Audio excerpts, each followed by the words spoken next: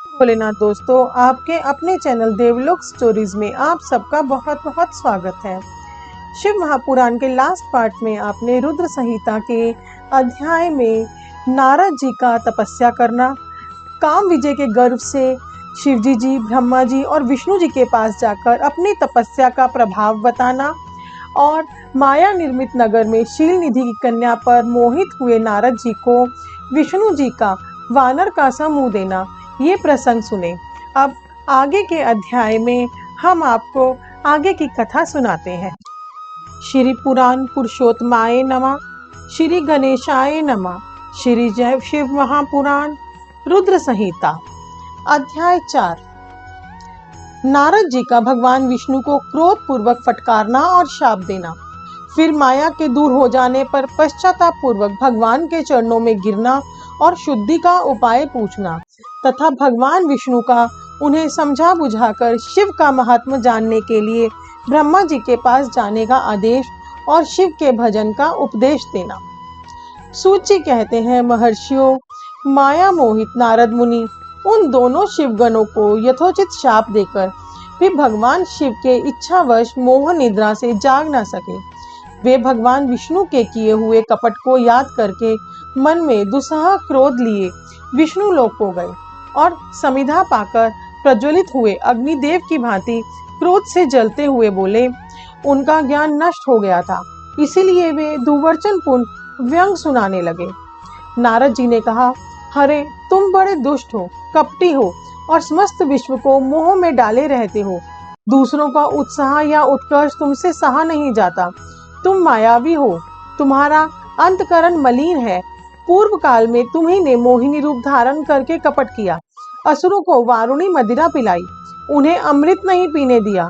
छल कपट में ही अनुराग रखने वाले हरे, यदि महेश्वर रुद्र दया करके विष न पी लेते तो तुम्हारी सारी माया उसी दिन समाप्त हो जाती।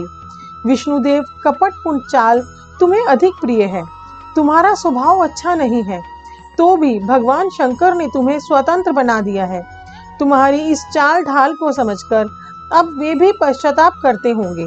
अपनी वाणी रूप वेद की प्रामाणिकता स्थापित करने वाले महादेव जी ने ब्राह्मण को सर्वोपरि बताया है। हरे, इस बात को जानकर आज मैं बलपूर्वक तुम्हें ऐसी सीख दूंगा जिससे तुम फिर कभी कहीं भी ऐसा कर्म नहीं कर सकोगे। अब तक तुम्हें किसी शक्तिशाली या तेजस्वी पुरुष से पाला नहीं पड़ा है, इसीलिए आज तक तुम निडर बने हुए हो। परंतु विष्णु, अब तुम्हें अपनी करनी का पूरा पूरा फल मिलेगा।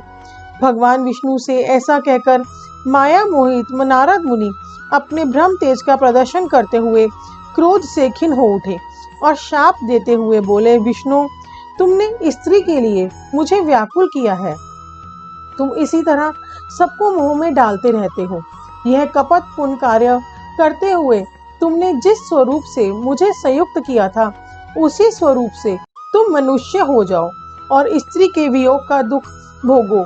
तुमने जिन वानरों के समान मेरा मुंह बनाया था, वे ही उस समय तुम्हारे सहायक हो। तुम दूसरों को दुख देने वाले हो, अतः स्वयं भी तुम्हें स्त्री के वियोग का दुख प्राप्त हो। अज्ञान से मोहित मनुष्यों के समान तुम्हारी स्थिति हो। अज्ञान से मोहित हुए नारद जी ने मोहवश श्री हरि को जब यह शाप दिया, तब उन्होंने शंभु की माया की प्रशंसा करते हुए उस शाप को स्वीकार कर लिया। तदंतर महालीला करने वाले शंभु ने अपनी उस विश्व मोहिनी माया को, जिसके कारण ज्ञानी नारद मुनि भी मोहित हो गए थे, खींच लिया। उस माया के तिरोहित होते ही नारद जी पूर्ववत शुद्ध बुद्धि से युक्त हो गए। उन्हें पूर्ववत ज्ञान प्राप्त हो गया और उनकी सारी व्याकुलता जाती रही। इससे उनके मन में बड़ा विस्मय हुआ। वे अधिकाधिक पश्चाताप करते हुए बारंबार अपनी निंदा करने लगे।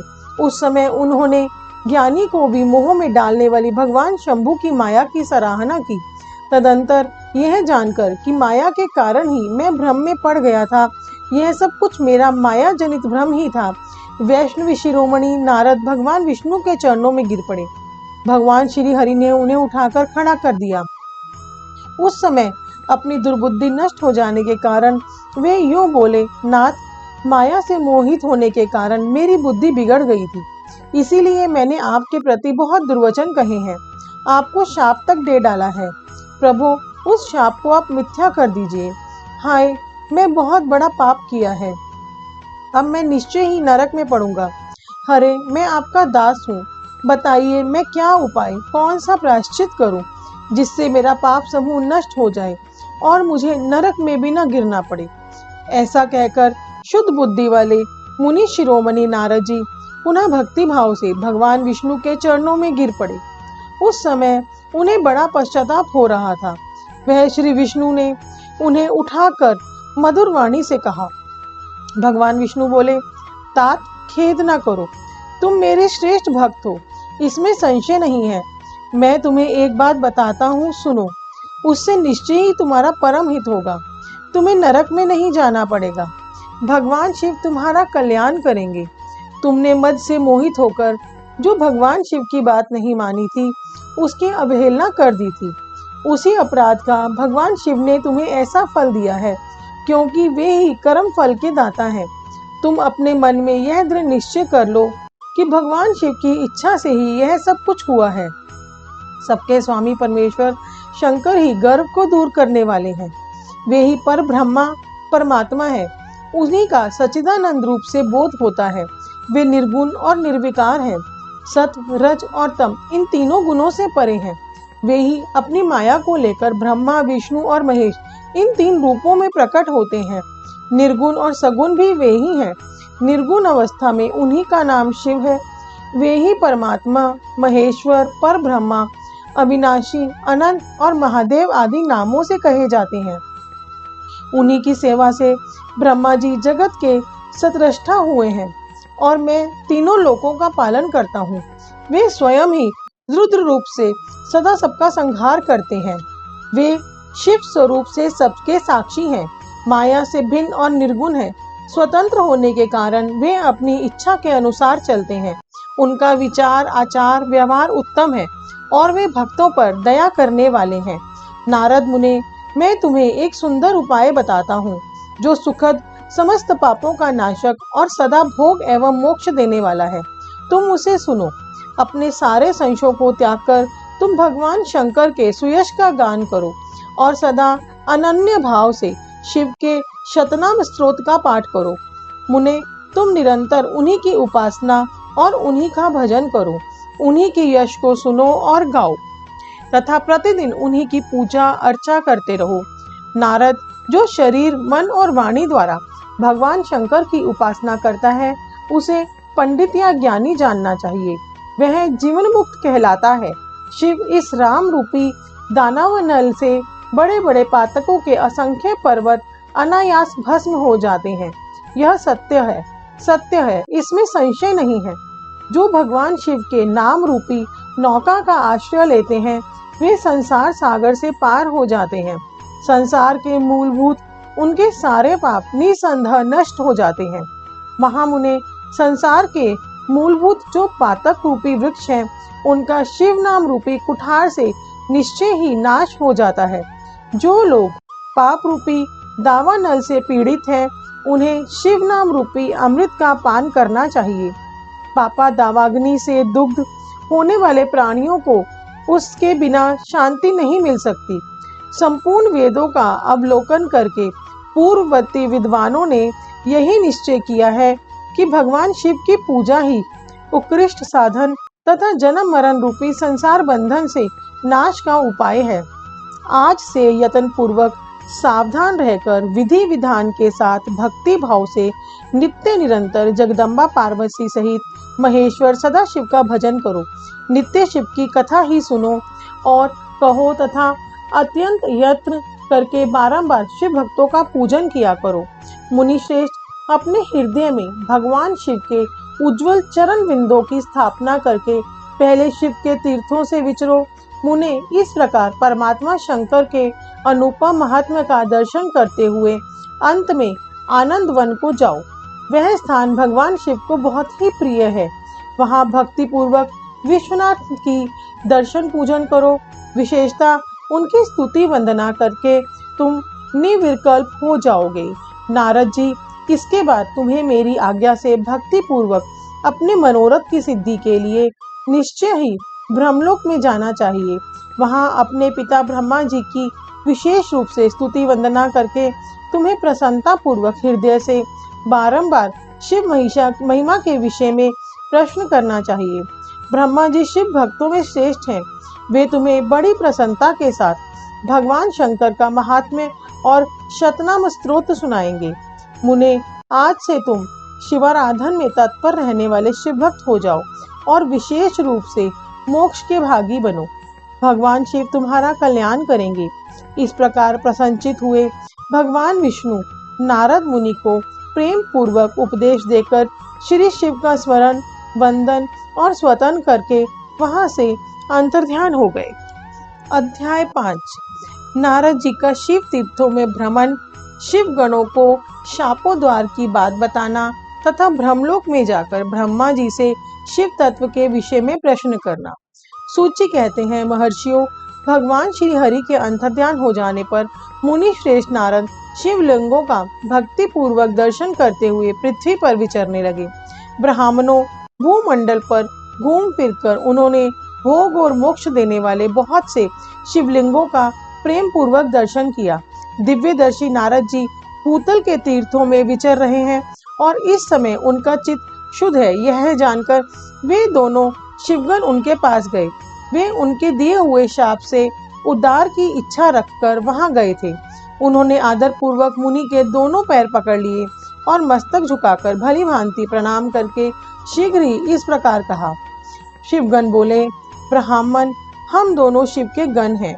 मुने, हमने ही आपका अपराध किया है। राजकुमारी श्रीमती के स्वयंवर में आपका चित्त माया से मोहित हो रहा था। उस समय परमेश्वर की प्रेरणा से आपने हम दोनों को शाप दे दिया। वहां कुछ समय जानकर हमने चुप रह जाना ही अपनी जीवन रक्षा का उपाय समझा। इसमें किसी का दोष नहीं है। हमें अपने कर्म का ही फल प्राप्त हुआ है। प्रभु, अब आप प्रसन्न होइए और हम दोनों पर अनुग्रह कीजिए। नारद जी ने कहा, आप दोनों महादेव जी के गण हैं और सत्पुरुषों के लिए परम सम्माननीय हैं। अतः मेरे मोह रहित एवं सुखदायक यथार्थ वचन को सुनिए। पहले निश्चय ही मेरी बुद्धि भ्रष्ट हो गई थी, बिगड़ गई थी और मैं सर्वथा मोह के वशीभूत हो गया था। इसीलिए आप दोनों को मैंने शाप दे दिया। शिवगणों, मैंने जो कुछ कहा है वह वैसा ही होगा, तथापि मेरी बात सुनिए। मैं आपके लिए शापोद्वार की बात बता रहा हूँ। आप लोग आज मेरे अपराध को क्षमा कर दें।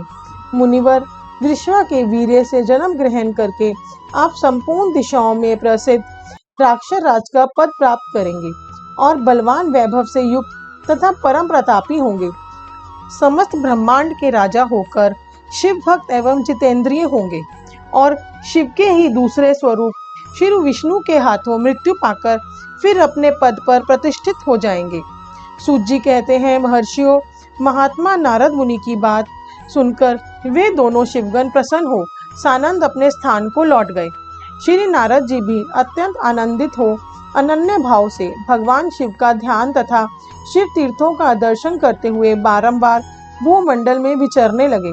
अंत में वे से सबके ऊपर विराजमान शिव प्रिया काशीपुरी में गए, जो शिव स्वरूप रूपिणी एवं शिव को सुख देने वाली है। काशीपुरी का दर्शन करके नारद जी कृतार्थ हो गए। उन्होंने भगवान काशीनाथ का दर्शन किया और परम प्रेम एवं परमानंद से युक्त हो उनकी पूजा की। काशी का आनंद सेवन करके वे मुनिश्रेष्ठ कृतार्था का अनुभव करने लगे और प्रेम से विह्वल हो उसका नमन, वर्णन तथा स्मरण करते हुए ब्रह्मलोक को गए। निरंतर शिव का स्मरण करने से उनकी बुद्धि शुद्ध हो गई थी। वहां पहुंचकर शिव तत्व का विशेष रूप से ज्ञान प्राप्त करने की इच्छा से नारद जी ने ब्रह्मा जी को भक्ति पूर्वक नमस्कार किया और नाना प्रकार के स्रोतों द्वारा उनकी स्तुति करके उनसे शिव तत्व के विषय में पूछा। उस समय नारद जी का हृदय भगवान शंकर के प्रति भक्ति भावना से परिपूर्ण था। नारद जी बोले, ब्राह्मण, परब्रह्म परमात्मा के स्वरूप को जानने वाले पितामह जगत प्रभु, आपके कृपा प्रसाद से मैंने भगवान विष्णु के उत्तम महत्व का पूर्णतया ज्ञान प्राप्त किया है। भक्ति मार्ग, ज्ञान मार्ग, अत्यंत दुस्तर, तपो मार्ग, दान मार्ग तथा तीर्थ मार्ग का भी वर्णन सुना है, परंतु शिव तत्व का ज्ञान मुझे अभी तक नहीं हुआ है। मैं भगवान शंकर की पूजा विधि को भी नहीं जानता। अतः प्रभु, आप क्रमशः इन विषयों को तथा भगवान शिव के विविध चरित्रों को तथा उनके स्वरूप, तत्व, प्राकट्य, विवाह, गृहस्थ, धर्म सब मुझे बताइए। निष्पाप पितामह, ये सब बातें तथा और भी जो आवश्यक बातें हों, उन सब का आपको वर्णन करना चाहिए। प्रजानाथ, शिव और शिवा के आविर्भाव एवं विवाह का प्रसंग विशेष रूप से कहिए तथा कार्तिकेय के जन्म की कथा भी मुझे सुनाइए। प्रभु, पहले बहुत लोगों से मैंने ये बातें सुनी हैं, किंतु तृप्त नहीं हो सका हूँ, इसीलिए आपकी शरण में आया हूँ। आप मुझ पर कृपा कीजिए। अपने पुत्र नारद की यह बात सुनकर लोक पितामह ब्रह्मा वहाँ इस प्रकार बोले। अध्याय 6। महाप्रलय काल में केवल सद ब्रह्मा की सत्ता का प्रतिपादन, उस निर्गुण निराकार ब्रह्मा से ईश्वर मूर्ति सदाशिव का प्राकट्य, सदाशिव द्वारा स्वरूप भूता शक्ति अंबिका का प्रकटीकरण, उन दोनों के द्वारा उत्तम क्षेत्र काशी या आनंदवन का प्रादुर्भाव, शिव के वामांग से परम पुरुष विष्णु का आविर्भाव तथा उनके सकाश से प्राकृत तत्वों की क्रमशः उत्पत्ति का वर्णन। ब्रह्मा जी ने कहा, ब्राह्मण देव शिरोमणे, तुम सदा समस्त जगत के उपकार में ही लगे रहते हो। तुमने लोगों के हित की कामना से यह बहुत उत्तम बात पूछी है, जिसके सुनने से संपूर्ण लोगों के समस्त पापों का क्षय हो जाता है। उस अनामय शिव तत्व का मैं तुमसे वर्णन करता हूँ। शिव तत्व का स्वरूप बड़ा ही उत्कृष्ट और अद्भुत है। जिस समय समस्त चराचर जगत नष्ट हो गया था, सर्वत्र केवल अंधकार ही अंधकार था। न सूर्य दिखाई देते थे, न चंद्रमा। अन्य अन्य ग्रहों और नक्षत्रों का भी पता नहीं था। न दिन होता था, न रात। अग्नि, पृथ्वी, वायु और जल की भी सत्ता नहीं थी। प्रधान तत्व से रहित सूना आकाश मात्र शेष था। दूसरे किसी तेज की उपलब्धि नहीं होती थी। अदृष्ट आदि का भी अस्तित्व नहीं था। शब्द और स्पर्श भी साथ छोड़ चुके थे। गंध और रूप की भी अभिव्यक्ति नहीं होती थी। रस का भी अभाव हो गया था। दिशाओं का भी भान नहीं होता था। इस प्रकार सब और निरंतर सूची भेद्य घोर अंधकार फैला हुआ था। उस समय तत्सत ब्रह्मा, इस श्रुति में जो सत सुना जाता है, एकमात्र वही शेष था। जब यह वह ऐसा जो इत्यादि रूप से निर्दिष्ट होने वाला भावात्मक जगत नहीं था, उस समय एकमात्र वह सत ही शेष था, जिसे योगी जन अपने हृदयाकाश के भीतर निरंतर देखते हैं। वह सतत्व मन का विषय नहीं है। वाणी की भी वहां तक कभी पहुंच नहीं होती। वह नाम तथा रूप रंग से भी शून्य है। वह न स्थूल है, न कृश, न हृस्य, न दीर्घ और न लघु है, न गुरु। उसमें न कभी वृद्धि होती है, न ह्रास। श्रुति भी उसके विषय में चतिक भाव से है। इतना ही कहती है, अर्थात उसकी सत्ता मात्र का ही निरूपण कर पाती है। उसका कोई विशेष विवरण देने में असमर्थ हो जाती है। वह सत्य, ज्ञान स्वरूप, अनंत, परमानंदमय, परम ज्योति स्वरूप, अप्रमेय, आधार रहित, निर्विकार, निराकार, निर्गुण, योगी गभ्य, सर्वव्यापी, सबका एकमात्र कारण, निविकल्प, नरारंभ, माया शून्य, उपद्रव रहित, अद्वितीय, अनादि, अनंत, संकोच विकास से शून्य तथा चिन्मय है। जिस परब्रह्म के विषय में ज्ञान और अज्ञान से पूर्ण उक्तियों द्वारा इस प्रकार विकल्प किए जाते हैं, उसके कुछ काल के बाद द्वितीय की इच्छा प्रकट की। उसके भीतर एक से अनेक होने का संकल्प उदित हुआ। तब उस निराकार परमात्मा ने अपनी लीला शक्ति से अपने लिए मूर्ति आकार की कल्पना की। वह मूर्ति संपूर्ण ऐश्वर्य गुणों से संपन्न, सर्व ज्ञानमयी, शुभ स्वरूपा, सर्वव्यापिनी, सर्वज्ञानमयी, सर्वदर्शिनी, सर्वकारिणी, सबकी एकमात्र वंदनिया, सर्वाध्या, सब कुछ देने वाली और संपूर्ण संस्कृतियों का केंद्र थी। उस शुद्ध रूपिणी ईश्वर मूर्ति की कल्पना करके वह अद्वितीय, अनादि, अनंत, सर्व प्रकाशक, चिन्मय, सर्वव्यापी और अविनाशी पर ब्रह्म अंतर्हित हो गया। जो मूर्ति रहित परम ब्रह्म है, उसी की मूर्ति भगवान सदाशिव है। अर्वाचीन और प्राचीन विद्वान उन्हीं को ईश्वर कहते हैं। उस समय एकाकी रहकर स्वेच्छा अनुसार विहार करने वाले उन सदाशिव ने अपने विग्रह से स्वयं ही एक स्वरूप भूता शक्ति की सृष्टि की, जो अपने श्री अंग से कभी अलग होने वाली नहीं थी। उस पराशक्ति को प्रधान, प्रकृति, गुणवती, माया, बुद्धि तत्व की जननी तथा विकार रहित बताया गया है। वह शक्ति अंबिका कही गई है। उसी को प्रकृति, सर्वेश्वरी, त्रिदेव जननी, नित्या और मूल कारण भी कहते हैं। सदा शिव द्वारा प्रकट की गई उस शक्ति के 8 भुजाएं हैं। उस शुभ लक्षणा देवी के मुख की शोभा विचित्र है। वह अकेली ही अपने मुखमंडल में सदा 1 सहस्त्र चंद्रमाओं की कांति धारण करती है। नाना प्रकार के आभूषण उसके श्री अंगों की शोभा बढ़ाते हैं। वह देवी नाना प्रकार की गतियों से संपन्न है और अनेक प्रकार के अस्त्र शस्त्र धारण करती है। उसके खुले हुए नेत्र खिले हुए कमल के समान जान पड़ते हैं। वह अचिंत्य तेज से जगमगाती है। वह अपनी योनि है और सदा उद्यमशील रहती है। एकाकिनी होने पर भी वह माया संयोगवशात अनेक हो जाती है। वे जो सदा शिव है उन्हें परम पुरुष, ईश्वर, शिव, शंभु और महेश्वर कहते हैं। वे अपने मस्तक पर आकाश गंगा को धारण करते हैं। उनके भाल देश में चंद्रमा शोभा पाते हैं। उनके 5 मुख हैं और प्रत्येक मुख में 3-3 नेत्र हैं। उनका चित्त सदा प्रसन्न रहता है। वे 10 भुजाओं से युक्त और त्रिशूलधारी हैं। उनके श्री अंगों की प्रभा कपूरर के समान श्वेत गौर है। वे अपने सारे अंगों में भस्म रमाए रहते हैं। उन काल रूपी ब्रह्मा ने एक ही समय शक्ति के नाथ शिवलोक नामक क्षेत्र का निर्माण किया था। उस उत्तम क्षेत्र को ही काशी कहते हैं। वह परम निर्माण क्या मोक्ष का स्थल है, जो सबके ऊपर विराजमान है। वे प्रिया प्रियतम रूप शक्ति और शिव, जो परमानंद स्वरूप है, उस मनोरथ क्षेत्र में नित्य निवास करते हैं। काशीपुरी परमानंद रूपिणी है। मुने शिव और शिवा ने प्रलय काल में भी कभी उस क्षेत्र को अपने संगिंधे से मुक्त नहीं किया है। इसीलिए विद्वान पुरुष उसे अविमुक्त क्षेत्र के नाम से भी जानते हैं। वह क्षेत्र आनंद का हेतु है। इसीलिए पिनाकधारी शिव ने पहले उसका नाम आनंदवन रखा। उसके बाद वह अविमुक्त के नाम से प्रसिद्ध हुआ। देवर्षि एक समय उस आनंद वन में रमन करते हुए शिवा और शिव के मन में यह इच्छा हुई कि किसी दूसरे पुरुष की भी सृष्टि करनी चाहिए, जिस पर यह सृष्टि संचालन का महान भार रखकर हम दोनों केवल काशी में रहकर इच्छा अनुसार विचरें और निर्वाण धारण करें। वही पुरुष हमारे अनुग्रह से सदा सबकी सृष्टि करे, पालन करे और वहीं अंत में सबका संहार भी करे। यह चित्त एक समुद्र के समान है। इसमें चिंता की उताल तरंगें उठ उठकर इसे चंचल बनाए रहती हैं।